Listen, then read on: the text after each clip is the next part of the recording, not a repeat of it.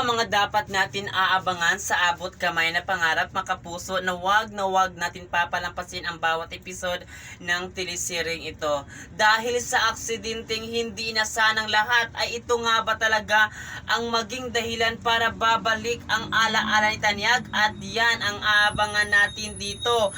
Malalaman ni Tanyag kung ano nga ba talaga ang totoo sa kanyang pagkatao maging sa kanyang nakaraan, at dito na nga malaman ni Tanyag na itong si Moira ang totoong masama at hindi ating bida. Kaya abangan natin ito mga kapuso, sapagkat bilang na lang talaga ang mga araw na makontrabida na ito na gumagawa ng masama dito sa ating bida. Kaya yan ang abangan natin dito sa abot kamay na pangarap, na mas lalong gumaganda na ang takbo ng telesering ito, at yan ay wag natin papalampasin ang bawat episode ng telesering ito.